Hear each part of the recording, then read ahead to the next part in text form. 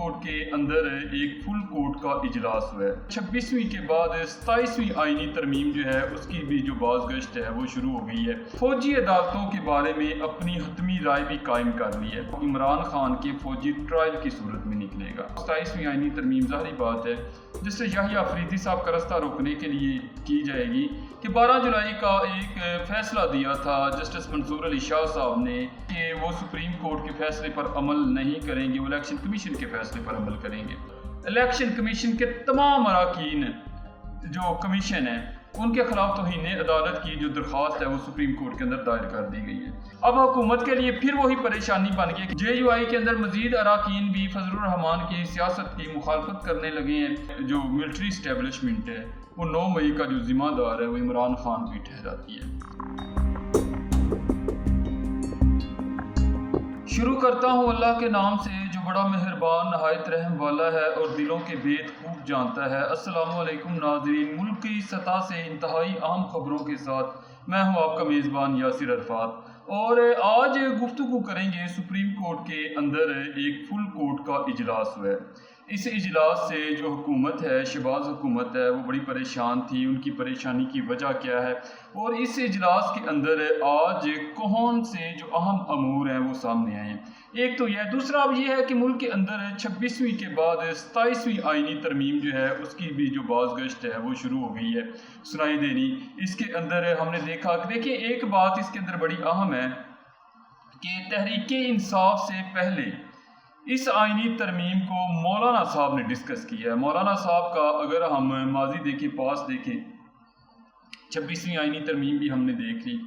26वीं आईनी तरमीम के अंदर मौलाना साहब के भी जो रुकने असम्बली थे उन्हें भी उठाया गया, उनको भी अगवा किया गया, उनका भी वोट लिया गया। लेकिन हमने देखा कि तमाम लोगों ने बाद में कहा जी हमने अपनी मर्ज़ी से वोट कास्ट किया। इन तमाम चीज़ों की वजाहत तो 63A का जो फैसला था काजी फाइज ईसा साहब का, उन्होंने राह हमवार की थी। लेकिन इसके बावजूद भी कुछ चीज़ें सोचने वाली हैं कि अभी तहरीक इंसाफ ने इस तरह से डिस्कस नहीं किया आईनी तरमीम को 27वीं। मौलाना साहब ने इसे डिस्कस भी किया और मौलाना साहब की जमात के अंदर से ही लोगों ने फौजी अदालतों के बारे में अपनी हतमी राय भी कायम कर ली है।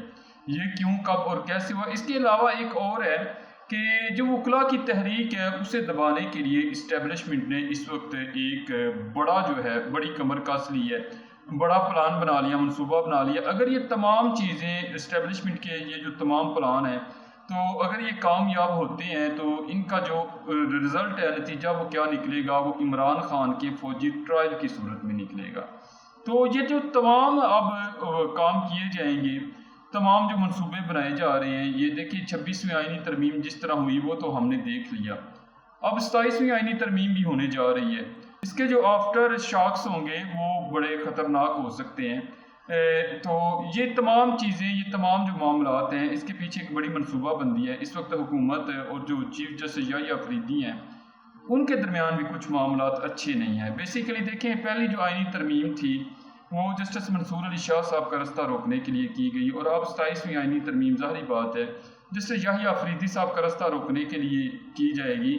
लेकिन इसके जो बरखिलाफ, इसके खिलाफ जो जजेस ने अभी से अपना बनाना शुरू कर दिया लाहे अमल, वो भी आपके सामने रखेंगे। देखें जो जस्टिस याहिया अफरीदी साहब हैं वो किसी भी सूरत पीछे हटते हुए बज़ाहिर नज़र नहीं आ रहे। ये तमाम चीज़ें आज के इस प्रोग्राम में, व्लॉग में आपके साथ डिस्कस करेंगे।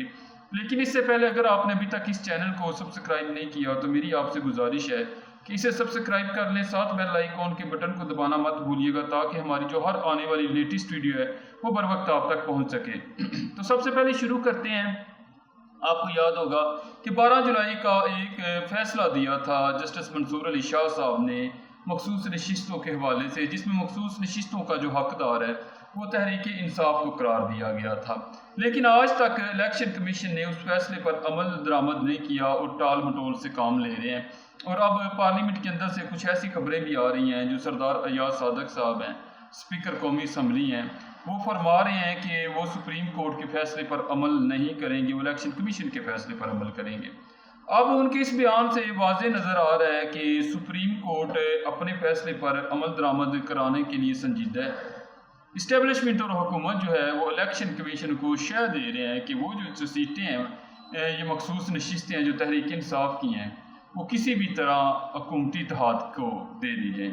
تو یہ اگر دیکھیں معاملات ہوتے ہیں تو یہ صورتحال مزید تشویشناک ہو جائے گی. اسی کو لے کر آج اس معاملے کو لے کر سپریم کورٹ کے اندر درخواست دائر کی گئی ہے. 12 جولائی کو جو مخصوص نشستوں سے متعلق فل کورٹ کے فیصلے پر عمل درآمد نہ کرنے پر الیکشن کمیشن کے تمام اراکین جو کمیشن ہے ان کے خلاف توہین عدالت کی جو درخواست ہے وہ سپریم کورٹ کے اندر دائر کر دی گئی ہے. دیکھیں جسٹس منصور علی شاہ صاحب نے جو یہ فیصلہ لکھا تھا یہ بڑا سوچ بچار کر کے لکھا تھا اور اس کے اندر انہوں نے حکومت اور اسٹیبلشمنٹ کی جو سوچ ہے جو منصوبے ہیں انہیں بھانپ لیا تھا اور انہوں نے ایک بڑا ہی جامع ایک قسم کا جو فیصلہ تھا وہ جاری کیا تھا تاکہ کسی بھی صورت حکومت اور اسٹیبلشمنٹ تحریک انصاف کی یہ جو نشستیں ہیں یہ ہتھیار نہ سکیں. لیکن ویسے تو وہ کچھ بھی کر سکتے ہیں.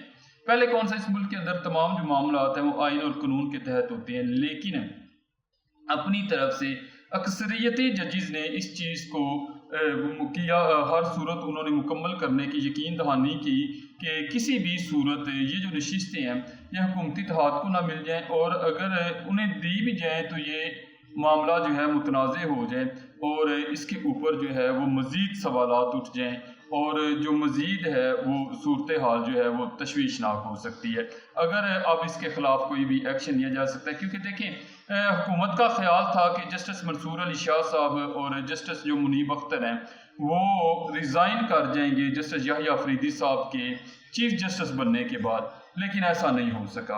اور حکومت کی سب سے پہلی جو امید پہ پانی پھیرا ہے وہ یہ تھی کہ اگر جسٹس یحییٰ افریدی صاحب کے چیف جسٹس بننے کے بعد جسٹس منصور اور جو جسٹس منیب اختر ہیں انہوں نے ریزائن نہیں کیا.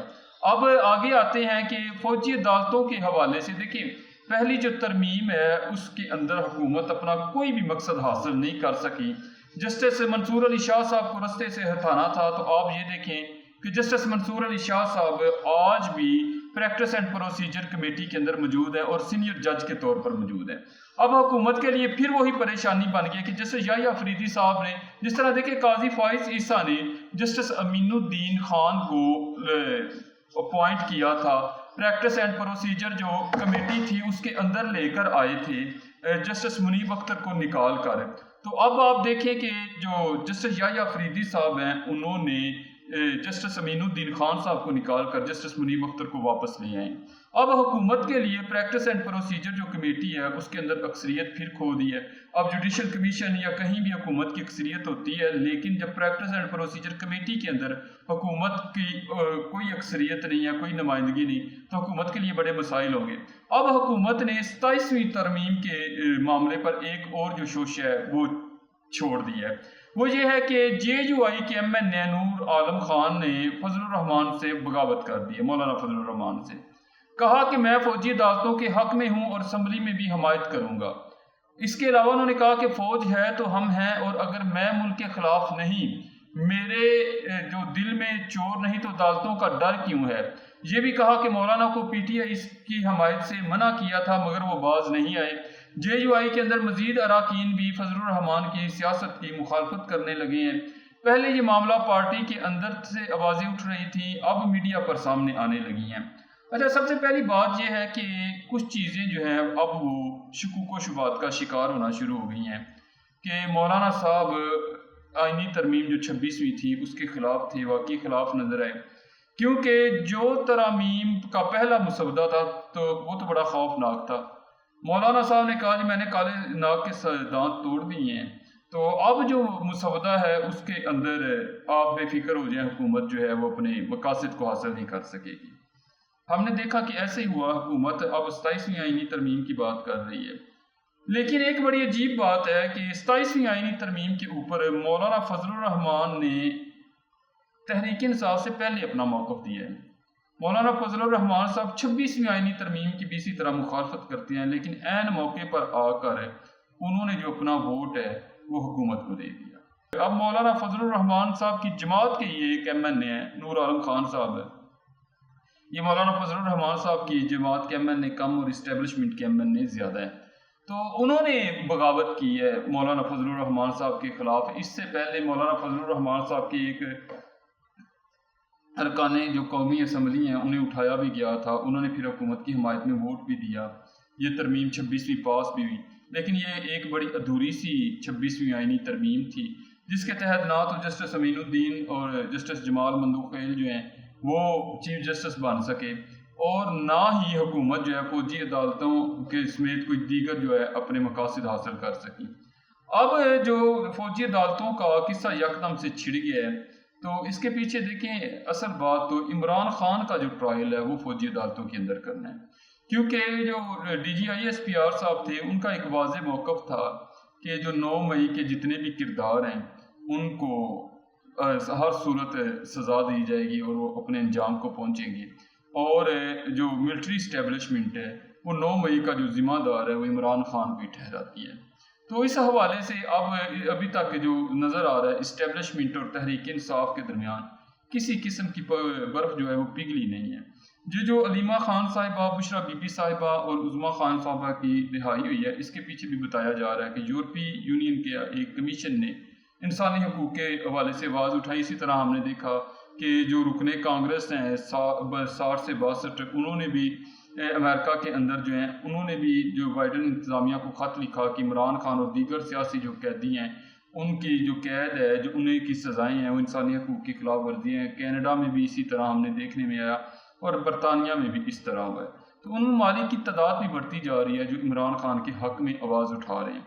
تو اس وجہ سے حکومت کو ہر صورت جو ہے وہ ان کو رہا کرنا پڑا.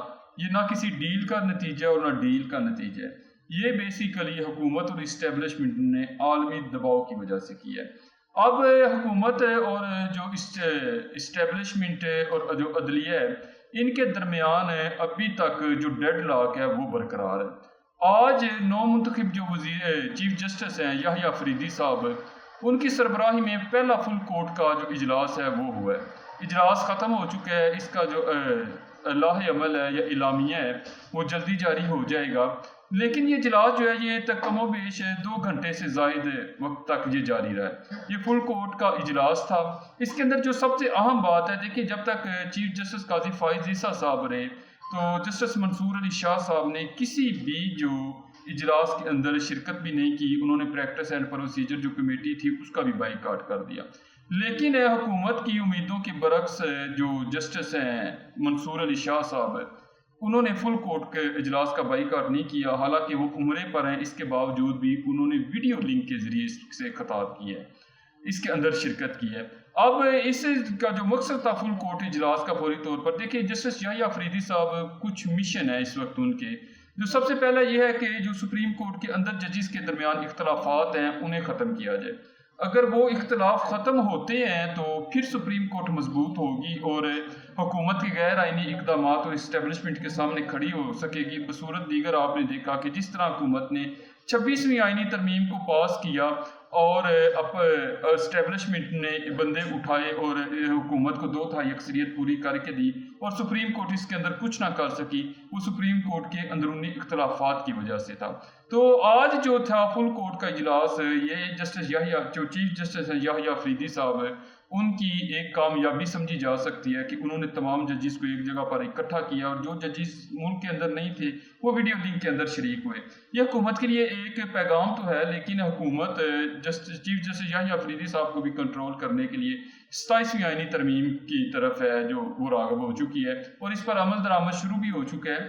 میرے خیال سے اسٹیبلشمنٹ نے مسودہ 27ویں اور 28ویں آئینی ترمیم کا لکھ لیا ہے اور حکومت کو صرف آگاہ کیا گیا ہے. آپ نے دیکھا کہ جو نواز شریف صاحب ہیں یا شہباز شریف صاحب ہیں، ان کی اپنی صورتحال یہ ہے کہ وہ گلی محلے میں نہیں نکل سکتے. پہلے تو ان کی لندن کیا پاکستان میں بھی کوئی جائیداد نہیں تھی، اب پاکستان کیا یہ لندن کے اندر بھی محفوظ نہیں ہے. ہم نے دیکھا کہ نواز شریف صاحب کو اپنے گھر میں انٹر ہونے کے لیے پولیس بلانا پڑی. لوگ اس قدر ان کے جذبات تھے نواز شریف صاحب کے خلاف. تو یہ معاملہ یہاں پر ابھی رک نہیں رہا. اسٹیبلشمنٹ نے کی طرف سے ایک اور جو سینئر کورٹ رپورٹر ہیں، بڑے سینئر صحافی بھی ہیں، اسد علی طور صاحب، انہوں نے ایک دعویٰ کیا ہے کہ وکلا اینڈ انڈیپینڈنٹ جو گروپ ہے اسٹیبلشمنٹ سے مطالبہ کر رہا ہے کہ الیکشن جیتنے کے لیے انہیں پیسے دیے جائیں. اگر وہ الیکشن جیت جاتے ہیں تو پھر جسٹس منصور اور جسٹس منیب اختر سے استعفے کا مطالبہ کریں گے۔ اس سے اسٹیبلشمنٹ اور حکومت کو کیا فائدہ ہوگا کہ اگر وکلا دیکھیں جن وکلا نے تحریک چلانی تھی جسٹس منصور علی شاہ صاحب کو چیف جسٹس بنانے کے لیے، اگر اسٹیبلشمنٹ کی ان میں سے اس گروپ کے ساتھ ڈیل ہوتی ہے اور یہ جیت جاتا ہے تو پھر وہی وکلا تحریک چلا رہے ہوں گے جسٹس منصور اور جسٹس منیب سے استعفیٰ لینے کے لیے۔ یعنی کہ اسٹیبلشمنٹ اس طرح ایک تیر سے کئی شکار کر سکتی ہے۔ پاکستان کے اندر جو عدم استحکام کی صورتحال تھی، یوں محسوس ہو رہا تھا کہ 26ویں آئینی ترمیم کے بعد وہ ایک استحکام آئے گا یا صورتحال نارمل ہو جائے گی، لیکن ہم دیکھ رہے ہیں کہ اب معاملات جو ہیں وہ مزید تصادم کی طرف جا رہے ہیں اور صورتحال مزید تشویشناک ہونے جا رہی ہے، اور اس کے اندر جو سب سے بڑا امتحان ہوگا وہ چیف جسٹس یحییٰ آفریدی صاحب کا ہوگا۔ اگر آپ کو یہ ویڈیو اچھی لگی ہے تو اسے لائک اور شیئر لازمی کیجیے گا۔ اپنا خیال رکھیے گا۔ اللہ حافظ۔